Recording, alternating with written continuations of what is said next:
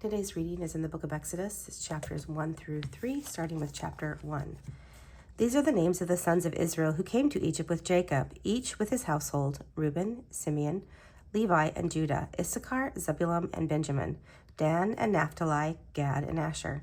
All the descendants of Jacob were 70 persons. Joseph was already in Egypt.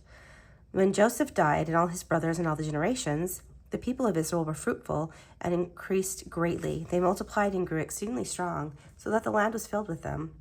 Now there arose a new king over Egypt, who did not know Joseph, and he said to the people, "Behold, the people of Israel are too many and too mighty for us. Come, let us deal shrewdly with them, lest they multiply. And if war breaks out, they join our enemies and fight against us and escape from the land." Therefore they set taskmasters over them to afflict them with heavy burdens. But they built for Pharaoh store cities, Pithom and Ramses. But the more they were oppressed, the more they multiplied, and the more they spread abroad, and the Egyptians were in dread of the people of Israel.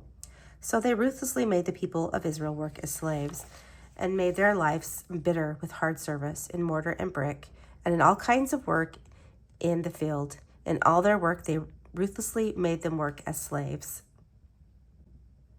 Then the king of Egypt said to the Hebrew midwives, one of them was named Shiphrah and the other Puah, "When you serve as a midwife to the Hebrew women, and you see them on a birthing stool, if it is a son, you shall kill him, but if it is a daughter, she shall live."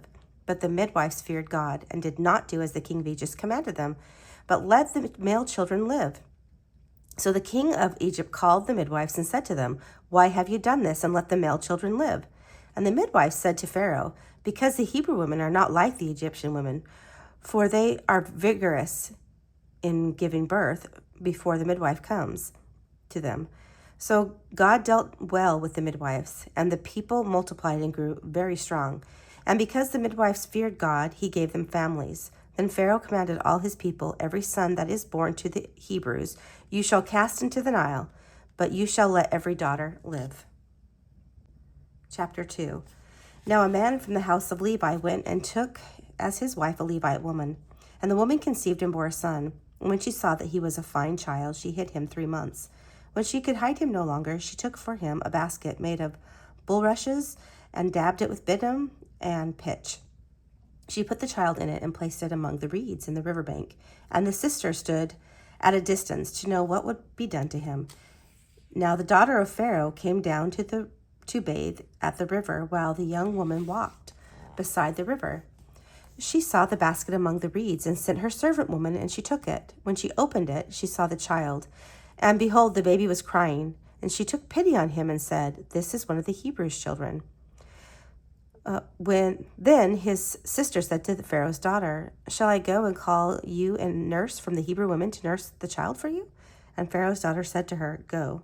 So the girl went and called the child's mother, and Pharaoh's daughter said to her, "Take this child away and nurse him for me, and I will give you your wages." So the woman took the child and nursed him. When the child grew older, she brought him to Pharaoh's daughter, and he became her son. She named him Moses, because, she said, "I drew him out of the water." One day, when Moses had grown up, he went out to his people, and he looked on their burdens, and he saw an Egyptian beating a Hebrew, one of his people. He looked this way and that, and seeing no one, he struck down the Egyptian and hid the body in the sand.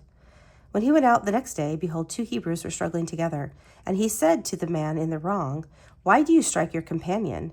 And he answered, "Who made you a prince and a judge over us? Do you mean to kill me as you killed the Egyptian?" Then Moses was afraid, and thought, "Surely this thing is known." When Pharaoh heard of it, he sought to kill Moses, but Moses fled from Pharaoh and stayed in the land of Midian. And he sat down by a well. Now the priest of Midian had 7 daughters, and they came and drew water and filled the troughs to water their father's flock. The shepherds came and drove them away, but Moses stood up and saved them and watered their flocks. When they came home to their father Reuel, he said, "How is it that you have come home so soon today?" And they said, "An Egyptian delivered us out of the hand of the shepherds, and even drew water for us and watered the flock." And he said to his daughters, "Then where is he? Why have you left this man? Call him that he may eat bread." And Moses was content to dwell with the man, and he gave Moses his daughter Zipporah. She gave birth to a son, and they called his name Gershom, for he said, "I have been a sojourner in a foreign land." During those many days, the king of Egypt died, and the people of Israel groaned because of their slavery and cried out for help. Their cry for rescue from slavery came up to God, and God heard their groaning, and God remembered his covenant with Abraham and Isaac and Jacob. And God saw the people of Israel, and God knew. Chapter 3. Now Moses was keeping the flock of his father-in-law Jethro, the priest of Midian, and he led his flock to the west side of the wilderness and came to Horeb, the mountain of God. And the angel of the Lord appeared to him in a flame of fire out of the midst of a bush. And he looked, and behold, the bush was burning, yet it was not consumed. And Moses said, I will turn aside to see this great sight, why the bush is not burned. When the Lord saw that he turned aside to see, God called to him out of the bush, Moses, Moses. And he said, Here I am. Then he said, Do not come near, take your sandals off your feet, for this place on which you are standing is holy ground. And he said, I am the God of your father, the God of Abraham, the God of Isaac, the God of Jacob. And Moses hid his face, for he was afraid to look at God. Then God said, I have surely seen the affliction of my people who are in Egypt, and have heard their cry because of their taskmasters. I know their suffering, and I have come down to deliver them out of the hand of the Egyptians, and to bring them up out of the land to a good and broad land, a land flowing with milk and honey, to the place of the Canaanites, the Hittites, the Amorites, the Perizzites, and the Hivites, and the Jebusites. And now, behold, the cry of the people of Israel has come to me, and I have also seen the oppression with which the Egyptians oppress them.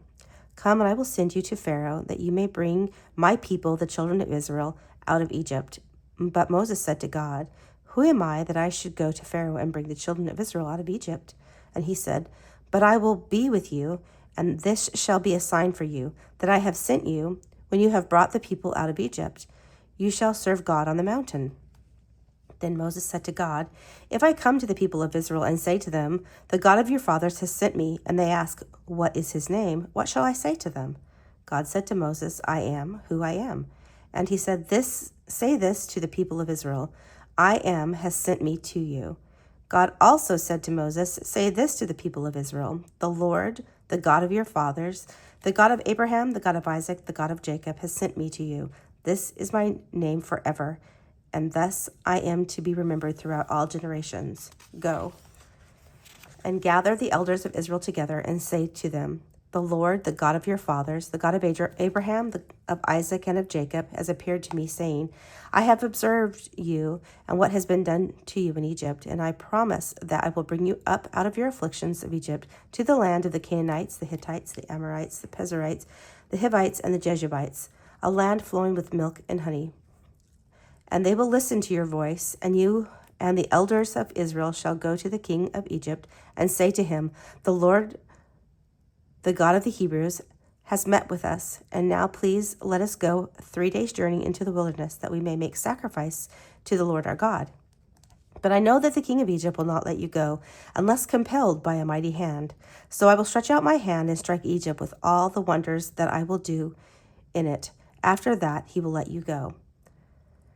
And I will give this people favor in the sight of the Egyptians. And when you go, you shall not go empty, but each woman shall ask of her neighbor and any woman who lives in her house for silver and gold, jewelry, and for clothing. You shall put them on your sons and on your daughters. You shall plunder the Egyptians.